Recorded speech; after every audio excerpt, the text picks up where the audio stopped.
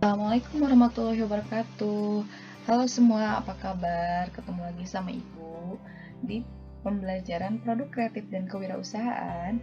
Hari ini kita akan membahas tentang hak atas kekayaan intelektual atau yang sering kita kenal dengan HAKI atau HKI. Nah, di bab 3 ini kita akan membahas tentang apa saja sih jenis-jenis haki, apa saja sih pelanggaran haki dan lain sebagainya. Nah, sebelum kita lanjut ke bab 3, kita akan review dulu nih materi di bab 2. Materi di bab 2 itu ada materi tentang produk, barang dan jasa di bidang multimedia. Ada bidang hardware dan juga ada bidang software. Nah, setelah mengenali di bab 1 peluang dan resikonya, di bab 2 ada produk-produknya, di bab ketiga ini kita akan mendaftarkan hakinya, gitu ya. Teknologi dalam komputer merupakan karya yang harus diapresiasi. Salah satu cara mengapresiasi atas hasil karya teknologi adalah dengan memberikan hak cipta. Hak cipta adalah hak yang bersifat eksklusif. Artinya, kegiatan yang berkaitan dengan pemanfaatan teknologi tersebut harus diberikan izin oleh pihak pencipta hasil karya teknologi tersebut. Lantas, apakah yang dimaksud dengan hak atas kekayaan intelektual? Adakah peraturan yang mengatur atas hak atas kekayaan intelektual? Supaya lebih jelasnya, simaklah pembelajaran berikut dengan seksama.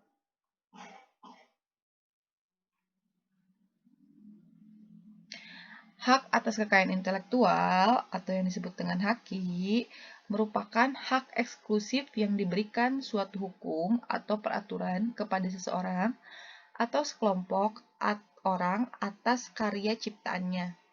Menurut undang-undang yang telah disahkan oleh DPR RI pada tanggal 21 Maret 1997, haki ialah hak secara hukum yang berhubungan dengan permasalahan hasil penemuan dan kreativitas seseorang atau beberapa orang yang berhubungan dengan perlindungan permasalahan reputasi dalam bidang komersil dan tindakan jasa dalam bidang komersil atau disebut dengan goodwill.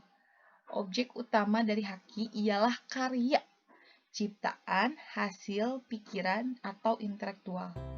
Sekali lagi ya, objek utamanya itu karya, ciptaan, hasil pemikiran, atau intelektual.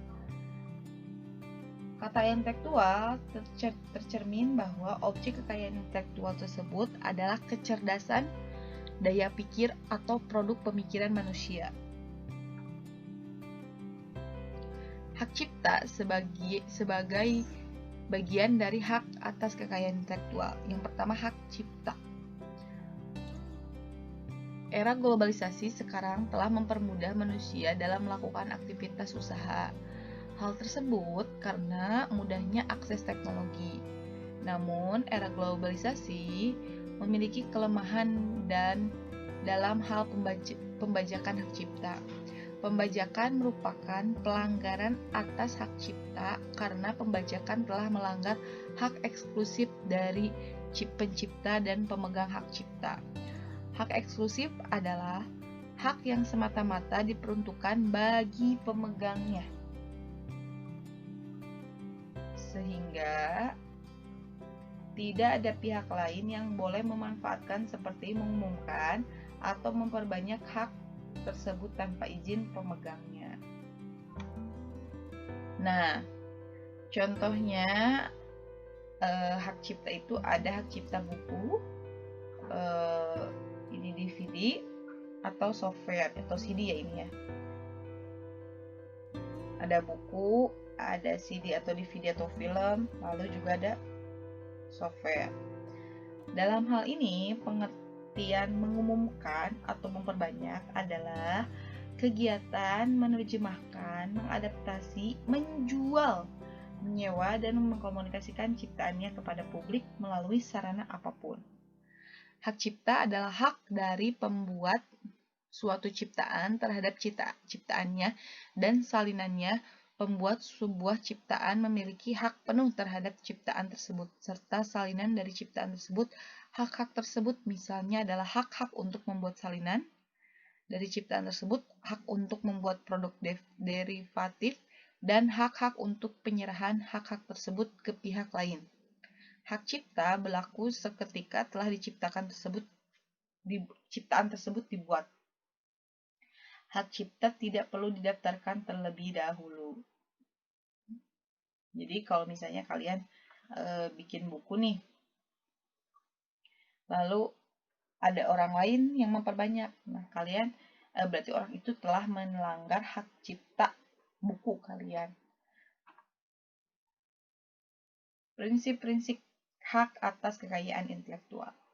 Ada beberapa prinsip haki, yaitu sebagai berikut. Prinsip ekonomi.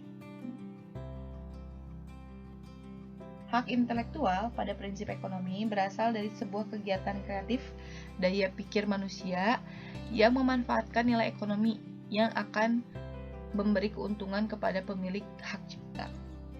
Yang kedua, prinsip keadilan. Prinsip keadilan adalah suatu bentuk perlindungan hukum bagi kepemilikan kemampuan intelektual sehingga memiliki kekuasaan dalam penggunaan hak atas kekayaan intelektual terhadap karyanya. Yang ketiga, prinsip kebudayaan. Prinsip kebudayaan adalah pengembangan dari ilmu pengetahuan, sastra, dan seni guna meningkatkan taraf kehidupan serta akan memberikan keuntungan bagi masyarakat, bangsa, dan negara. Yang keempat, yaitu prinsip sosial. Prinsip sosial mengatur kepentingan manusia sebagai warga negara, sehingga hak yang telah diberikan oleh hukum atas suatu karya merupakan suatu kesatuan yang diberikan perlindungan berdasarkan keseimbangan antara kepentingan individu dan masyarakat atau lingkungan. Yang kedua, dasar hukum hak atas hak kekayaan intelektual di Indonesia. Berikut beberapa dasar hukum yang berlaku atas kekayaan intelektual di Indonesia. Yang pertama, Undang-Undang Nomor 7 Tahun 94 tentang pengesahan Agreement Establishing the World Trade Organization atau WTO. Undang-Undang Nomor 10 tentang kepabeanan, Undang-Undang Nomor 12 tentang hak cipta, Undang-Undang Nomor 14 tentang merek, Undang-Undang Nomor 13 tentang paten. Nah, ini tadi kan baru membahas tentang hak cipta ya, di haki itu. Di haki juga ada merek dan hak paten. Undang-Undang RI Nomor 15, Undang-Undang RI Nomor 17, Undang-Undang RI Nomor 18, Undang-Undang TRI Nomor 19. Berdasarkan peraturan-peraturan tersebut, maka hak atas kekayaan intelektual atau haki dapat dilaksanakan. Oleh karena itu, setiap individu atau kelompok atau organisasi yang memiliki hak atas pemikiran-pemikiran kreatif mereka atas suatu karya atau produk dapat diperoleh dengan mendaftarkan ke pihak yang melaksanakan. Jadi, kalau kalian punya karya ciptaan, untuk mendapatkan perlindungan haki harus didaftarkan. Hal ini merupakan tugas dari Direktorat Jenderal Hak-Hak atas Kekayaan Intelektual, Departemen Hukum dan Perundang-undangan Republik Indonesia. Nah, ini jenis-jenis atau klasifikasi hak atas kekayaan intelektual. Yang pertama, kategori pertama adalah hak cipta. Merupakan hak khusus sebagai pencipta untuk mengumumkan ciptaannya atau memperbanyak ciptaannya. Dasar hukum undang-undang yang mengatur ciptaan antara lain nomor 19, nomor 6, nomor 7, nomor 12. Yang kedua adalah hak kekayaan industri. Hak kekayaan industri merupakan hak yang mengatur segala sesuatu milik perindustrian, terutama yang mengatur perlindungan hukum. Dalam hak kekayaan industri, salah satunya meliputi hak paten dan hak merek. Hak paten Menurut Undang-Undang Nomor 14 2001, Pasal 1 Ayat 1, hak paten adalah hak eksklusif yang diberikan oleh negara kepada investor atau hasil penemuan di bidang teknologi yang untuk selama waktu tertentu dalam melaksanakan sendiri penemuan tersebut atau dengan pembuatan persetujuan kepada pihak lain untuk melaksanakannya. Undang-undang yang mengatur hak paten, Undang-Undang Nomor 6, Nomor 13, dan Nomor 14. Apa sih contohnya hak kekayaan industri bidang hak paten? Contohnya penciptaan handphone, chip, tablet, pokoknya barang apapun gitu ya. Nah, kalau kalian menciptakan atau kayak kemarin misalnya kalian menciptakan drone untuk pertanian. Ketika kalian membuatkan sebuah teknologi, kalian wajib mendaftarkan gitu untuk mendapatkan hak paten. Jadi kalau ada orang yang memperbanyak atau memirip-miripkan, kalian bisa menuntut berdasarkan undang-undang. Yang kedua adalah hak merek. Berdasarkan Undang-Undang Nomor 15 Tahun 2001, Pasal 1 Ayat 1, hak merek adalah tanda yang berupa gambar, nama, kata, huruf, angka-angka, susunan warna, atau kombinasi dari unsur-unsur tersebut yang memiliki daya pembeda dan digunakan dalam kegiatan perdagangan barang atau jasa. Merek memiliki beberapa istilah, antara lain yang pertama ada merek dagang. Merek dagang yang adalah merek yang digunakan pada barang yang diperdagangkan oleh seseorang atau beberapa orang secara bersama-sama, atau badan hukum untuk membedakan dengan barang sejenisnya. Contohnya merek dagang itu Unilever, Pepsodent gitu ya. Nah, apa yang dimaksud dengan tanda yang berupa gambar, nama, kata, huruf, angka-angka, atau susunan warna? Ini lebih menjabarkan contohnya logo. Jadi ketika ada suatu merek, suatu produk yang logonya sama atau namanya hampir mirip, itu bisa melanggar hak merek.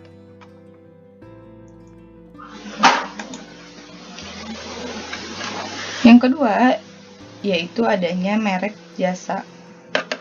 Merek jasa adalah merek yang digunakan pada jasa yang diperdagangkan oleh seseorang atau beberapa orang secara bersama-sama, atau badan hukum untuk membedakan dengan jasa-jasa sejenis lainnya. Yang ketiga, merek kolektif. Merek kolektif adalah merek yang digunakan pada barang atau jasa dengan karakteristik yang sama yang diperdagangkan oleh beberapa orang atau badan hukum secara bersama-sama untuk membedakan dengan barang jasa atau sejenis lainnya. Yang ketiga, ada hak desain industri. Hak desain industri adalah sebuah hak eksklusif yang diberikan oleh negara Kesatuan Republik Indonesia kepada pendesain atas hasil kreasinya untuk selama waktu tertentu melaksanakan sendiri atau memberikan persetujuan kepada pihak lain untuk melaksanakan hak tersebut. Contohnya, ada seseorang yang membuat desain, misalnya diupload ke internet, lalu tiba-tiba ada orang lain yang menggunakan desain itu pada cover CD misalnya, atau pada sablon baju. Nah, si pendesain ini berhak untuk menggugat pengguna desain tersebut tanpa izin, dengan catatan desain tersebut sudah didaftarkan ke HAKI. Jadi tidak semua desain bisa digugat ya, kalau belum didaftarkan. Yang keempat yaitu hak desain tata letak sirkuit terpadu. Hak desain tata letak sirkuit terpadu memiliki kesamaan arti dengan hak desain industri. Adalah hak eksklusif yang diberikan oleh negara Republik Indonesia kepada pendesain atas hasil kreasinya untuk selama waktu tertentu melaksanakan sendiri atau memberikan persetujuan kepada pihak lain untuk melaksanakan hak tersebut. Yang kelima, hak rahasia dagang. Hak rahasia dagang adalah suatu informasi yang tidak diketahui oleh umum di bidang teknologi atau dan bidang bisnis di mana mempunyai nilai ekonomis karena berguna dalam kegiatan usaha dan dijaga kerahasiaannya oleh pemilik rahasia dagang. Contohnya resep gitu. Sejarah terjadi hak cipta. Konsep hak cipta dalam bahasa Indonesia merupakan terjemahan dari konsep copyright dalam bahasa Inggris. Secara harfiah artinya hak salinan. Copyright ini diciptakan sejalan dengan penemuan mesin cetak. Sebelum penemuan mesin ini oleh Johannes Gutenberg, proses untuk membuat salinan dari sebuah karya tulisan memerlukan tenaga dan biaya yang hampir sama dengan proses pembuatan karya aslinya, sehingga memungkinkan besar para penerbit lah bukan para pengarang yang pertama kali meminta perlindungan hukum terhadap karya cetak yang dapat disalin. Nah, Ibu sekarang akan menjelaskan tentang tugas dari 3.1. Oke, untuk tugasnya pertama-tama teman-teman klik di tugas kelas, lalu pilih tugas 3.1. Di sini ada 3 artikel yang harus kalian baca, nanti tinggal diklik artikel yang pertama, artikel yang kedua, dan artikel yang ketiga. 3 artikel ini untuk menjawab tugas 3.1 nanti di Google Form. Jadi yang pertama baca dulu artikelnya. Yang pertama ada sengketa Apple dan Qualcomm dan masa depan keduanya. Nanti silahkan dibaca apa aja kasusnya, lalu bagaimana penyelesaiannya. Kalian juga boleh mencari lebih banyak informasi di internet. Yang kedua, kasusnya dari lagu dipakai kampanye, Neil Young gugat Donald Trump soal pelanggaran hak cipta. Mungkin kalian juga pernah mendengar ketika Donald Trump kampanye ada kasus ini. Yang ketiga, ada kasus Prayoga dan Brahma tentang pelanggaran desain grafis di internet. Nah, desain ini tuh kenapa sih? Nanti kalian silahkan baca.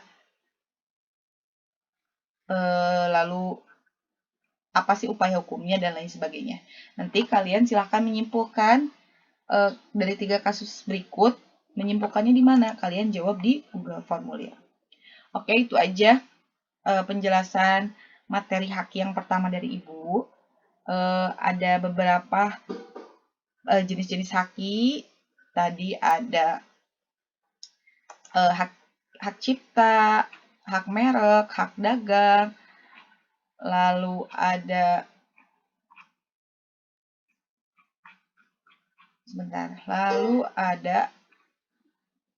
hak jasa, hak barang, hak kolektif, hak desain industri, hak desain tata letak sirkuit terpadu, dan hak rahasia dagang. Silahkan dipelajari lebih lanjut. Ibu tunggu tugasnya. Kemungkinan 2 minggu lagi kita akan UTS. Terima kasih banyak. Assalamualaikum warahmatullahi wabarakatuh.